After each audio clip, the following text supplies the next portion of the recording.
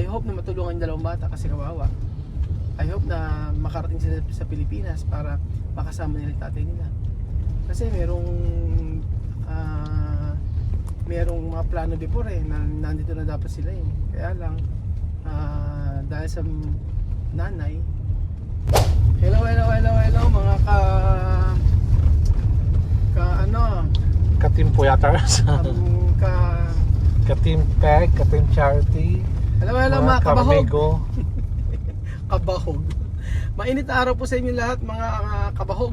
Yung araw po ay naghahanap po tayo ng masarap na halo-halo dito sa Nueva Ecija. Ngunit ko, subalit dapat kumain ako ng fruit salad. Ang sabi ni Kebe, Jun, gusto mong magaya ako sa'yo? Ayoko!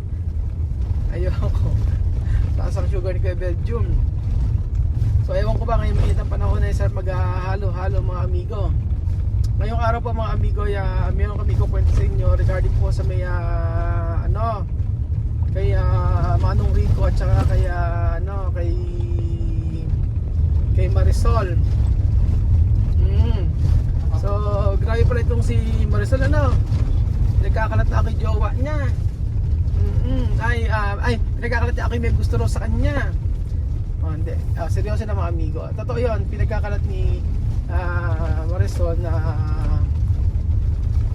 hindi raw siya pumayag na makipagrelasyon sa akin, kaya daw ako ay nagalit sa kanya. Yun ang sabi niya sa akin. At nung di raw ako pumayag, ang sabi daw ganun ay si Asya na lang daw ang aking gusto si Asya naman daw ang gusto ko. At ayaw din naman pumayag ni Asya dahil daw si Sir Rico ay Pilipino at ako daw ay Pilipino. Ayaw daw niyang nagkasala. Yun po ang sabing ganun. Pero ang sabi ko kay Joanna, walang katotohanan yan. Oo, iniinis pa ako ni Joanna. Totoo ba, Raul? Iniinis niya ako at ang sabi niya gano'n ay Raul, meron ka palang sikreto na tinatago. Grabe naman yan, sabi niya gano'n sa akin. So sabi ko kaya Marisol, dati kaya kami diba, hindi kami naging okay ay because ginawa niya ako ng problema. So sa hindi nakakalam, si Marisol po ay dati natin tinutulungan sa Equatorial Guinea. Ang kanya mga anak ay Pilipino, half Guinean. Ang tatay po ay ang tatay ay si Rico. So may anak siyang dalawang Pilipina ron, dalawang anak siya ron na si Rico at Rica. Ngayon, ang una pa lang nakitaan ko na po si Marisol, ang totoo niya na ang totoo niyan, hindi ako may gusto sa kanya at never ako nagkagusto sa kanya dahil alam ko ang tama at sa mali, mga amigo. So ang katotohanan niyan mga amigo ay eto, bibili muna kami ng halo-halo mga kababayan ko. Bili tayo 3M's Kuya Belgio na halo-halo. Okay, sige.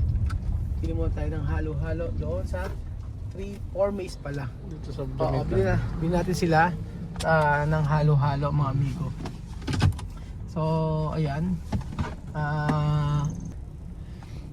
So ayan mga amigo, dito kami bibiling halo-halo. Napakasarap niyan. Ayan, sa 4 Mays dessert shop mga amigo. So dahil anniversary kami ni Lenlen pero walang ganap. Dahil sabi niya nga sa akin ay Daddy happy anniversary. Hindi. Ayun nga mga amigo. Alam ko ang tama sa mali at hindi ko kaya gawin yon na ako ay mag-loko nung ako ay nag-abroad. So ako ay gusto ko lang talaga ay simpleng buhay at ayokong humawak ng bato na ipupukpok sa akin. So ayun, nag-aunties kay Belgium. Ang totoo niyan mga amigo ay ang totoo ito na hindi ko na ikwento sa inyo na kinuwento ko kay Joanna. Sabi ko sa kanya, kay Joanna, alam mo ba ako maraming beses na inano ko niyan, yung ginawa na ako ng nung tinukso. Ayun, tinukso, ganon mga amigo. One time ka ako, sabi ko, Marisol, magdala ka ng damit at ng extra damit kasi tayo ay magbablog, sabi ko sa kanya ganun. So, dinagdala siya ng extra damit. Tapos, nung siya ay magbibihis na, ang ginawa niya po mga amigo, ay yung damit na dala-dala niya. Alam niyo ko ano? Yung pong pantulog, mga amigo. So hindi ko naman kasi nilinaw sa kanya. Sabi ko sa kanya magdala ng extra damit. So ang iniisip niya, sinuot naman niya yung pantulog na pang sexy, ganun. E di sabi ko sa kanya ganun, ay hindi yan ang pinadadala ko sa iyo. Sabi ko yung damit na pang araw-araw, sabi ko, or pang lakad. Sabi ko hindi yung pantulog na yung ganun, yung parang sexy talaga. As in pag ganun. So doon ko nakita, tapos hindi lang isa, hindi lang dalawa. Pagkakataon na may mga motibo siya. So alam niyo po kasi sa kanila kapag po ikaw ay nagkaroon ng ano sa kanila yung ng relasyon, ang possible po mangyari niyan ay hawakan ka na sa kanila sa leeg at wala ka nang magagawa. Pagka umano ka po, kung hindi ka pagbabayarin, merong kang papupulis ka nila. So mahilig yung papulis mga amigo. Ayan. Mahilig magpapulis yun. Si Joanna nga po 2 beses pinapapupulis eh. So ayan. Next ko lang yung halo-halo na binili namin. Ganito po kasi yung halo-halo dito. Talagang masarap siya. Tingnan nyo. Ayan. Yan po yung halo-halo. Pasalubong natin kay Ate Lende ninyo. Ayan, overload, halo-halo ng isang buong leche plan. Ganun po mga amigo. So tuloy ko ang kwento, no? Ayun. Tuloy ko sa inyo ang kwento. 2 beses ginagawa ng problema ni Marisol si Joanna. Doon nandun siya sa Africa, naging kapitbahay kasi niya. Ngayon, ang sabing ganoon po ni Joanna, kinukonfirm niya, sabing ganun, maraming niyayabang kesyo meron ba kang TBA kasi si Marisol na malaki, may aircon daw yung bahay niya doon sa may Quantum kayo alam nyo kung ano yung tsura ng bahay na doon, diba? Meron daw malaking refrigerator, mga ganun meron daw malaking refrigerator, may mga gamit daw, sabi ko, hindi, wala ko nakitang ganun, sabi ko sa kanya ganun.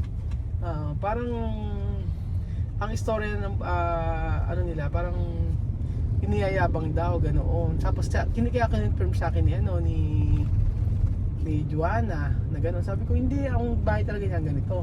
Sementado naman, kaya lang yung lupa nila ay putek, sabi ko sa kanya ganoon. Tapos edi yun, basta maraming kinuwento si Joanna sa akin about kay Marisol. Kaya nung yung isang subscriber from America, ang sabing ganun ay tutulungan daw para magka-passport yung mga bata. Ayoko, sabi ko. Disagree ako. Sabi ko, ang pwede ko lang maitulong is may mga kaibigan kong lokal doon, ipapahanap si Marisol, and then kukunin yung contact para po makuha yung si Rico at saka si Rica, and then si brother Rico na tatay ay siya pupunta sa Equatorial Guinea para bigyan ng passport yung mga bata para makapunta dito sa Pilipinas. Kasi yung subscriber natin na yun, talagang love na love niya yung 2 bata na yun. Ganun po. Pero kung ako ang gagawa nun, mga amigo, kaya kong gawin yun. Kaya kong papuntahin sila sa Pilipinas basta-basta. Kaya lang, ang gusto ko mga amigo ay mawala ng koneksyon sa pamilyang yon, dahil mapaggawa ng problema si Marisol. Promise mga amigo, hanggang pwede ka maikulong, makukulong ka dun. Kaya sabi ko, si Rico lang ang po pwedeng gumawa nun, kasi si Rico po ay tatay ng kanyang, ni Rico at saka ng kanyang anak. Oo, yung mga anak niya ni Marisol. So hindi siya gagalawin nun. Pero kung ibang Pilipino po, si Joanna nga po ay nagawa niya ng problema 2 beses na pinapupulis eh. Yung pangatlong papulis alam nyo ginawa, sabi niya, umalis ka na dito, ikaw na naman, lagi ka na nagpapapulis dito. Sabi po naman ng pulis, ikaw na naman, Like, may papupulis ka na naman? Ay, pinauwi daw, sabing ganun. Ade sabing ganun ni Joanna, ngayon, kahit papulis niya ako, hindi naman iwali pulis sa kanya. Kasi, alam na mahilig siya magka-pulis. Tapos mga amigo, ito matindi. Pagka ginawa mo siya ng kahit isang salita lang o ano man, papupulis ka niya. Pero pagka Pilipino ang gumawa nun, naku po, automatic yun. Kahit yung siya at saka yung mga tao doon pwedeng pagkaperahan yung taong ipakukulong, lalo na kung Pilipino. Kaya ako, naku, hindi ko gagawin yun. Ako ang magkaroon naman ng communication sa kanya at para tulungan. Kasi ang gusto po ng nag-message kasi kay Kuya Beljun. O ano sabi sa Beljun? Yung gusto mag-sponsor? Si Ate Mel gusto tulungan yung... Sa Ate Mel, ang sabing ganun ay... Tutulungan niya yung pamilya ni Marisol, yung anak, yung dalawang half Filipino, half Kenyan. Pinahanap, di ba? Pinaharap niya para gawa ng passport at tulungan niya makasama ang tatay niya, si Kuya Rico, para mag-aral dito sa Pilipinas. O yun. Ang Beljun, i-replyan mo siya. Ang magandang i-reply mo sa kanya, sige po kamo, ipapahanap po namin. Oo nga. Papahanap po namin kamo yung sa lokal yung nanay para makuha para makuha yung number, tapos siya na yung makipag-contact kay Rico. Yun lang maitutulong natin kung talaga, kasi Pilipino yung dalawang bata eh. Kaya nakakaawa, napakapait ni ubod ng payat ni Rika. Tapos nakaganon siya, malnourished. Si Rico naman na ganun din, nakakaawa. Tapos yung ibang mga anak niya, kasi ito po pala mga amigo ang nung nanganak pala siya, yan, nung nanganak po mga amigo, si Marisol, hindi, sabi natin yung Maria na aampunin dapat ni Princess, actually gusto ampunin ni Princess yun, si Maria. Ang problema mga amigo, akala natin si Maria po ay anak ng kapatid niya, pero hindi po pala. Anak po pala yun ni Marisol. Oo, yun ang sabi ni Joanna. Anak ni Marisol si Maria at wala siyang anak na kasi pagka ganoon sila, nililihim nila na yung mga anak-anak nila, ang dami palang anak ni Marisol. So, yun. Tapos si Asha may anak na din. Si Mumu, possible niyan magkaanak na rin. Tapos yung isa, si Rosita, yung maganda din. Yan? May ibang pon, sabi nga nun. So, yun po mga amigo, ang nakikita ko dyan na possible na mangyari ay si Rico ay dapat pumunta sa Equatorial Guinea para siya ang tumulong at siya ang makakapunta siya, kasi ngayon ang alam ko online na lang yung pagkuha ng visa gano'n sa Equatorial Guinea. Tapos para matulungan niya yung mga anak niya, ang gagawin ko po mga amigo, kakausapin ko yung lokal na kasama ko sa trabaho dati, sasabihin ko na pumunta doon din hanapin, kasi alam niya ang bahay po ay from opisina namin ay maglalakad, kahit pwedeng maglakad, pwede rin mag-taxi, tapos makakarating na sila kung saan nakatira si Marisol. So ayoko na nasakit ang ulo, abay tama na yung naitulong ko before sa kanila. Kung may kulang man sa doon,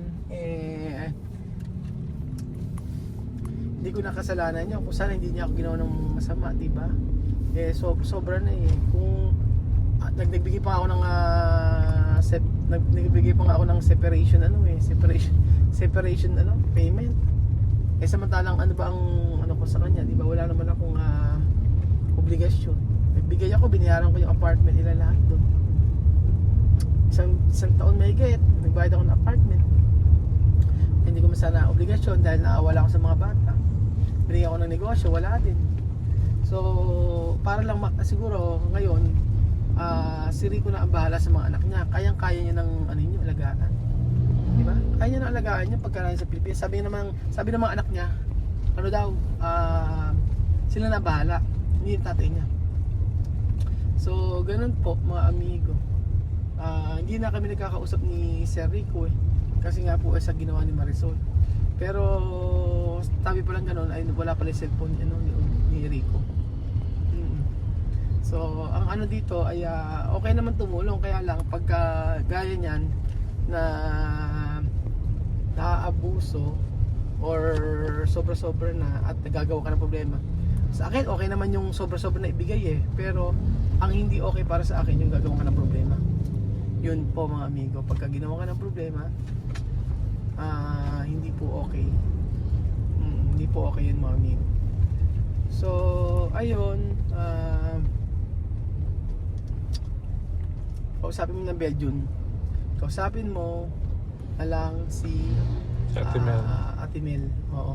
Sabihin mo na ipapahanap natin dun sa lokal na kakilala natin, and then siya na ang bahalang kumontak eh.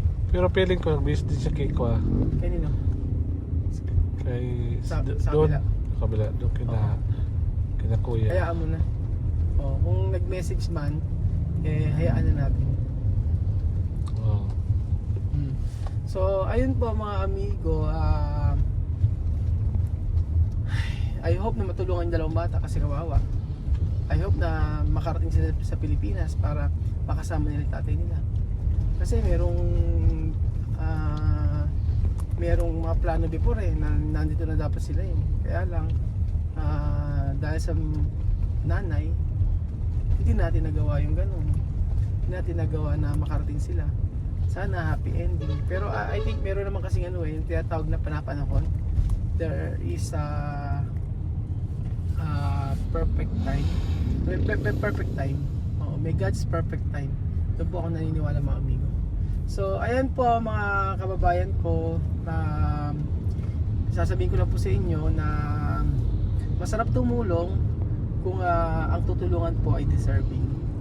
So yun po. Thank you so much po mga kababayan ko, at paalam po muna. Inaantok ako.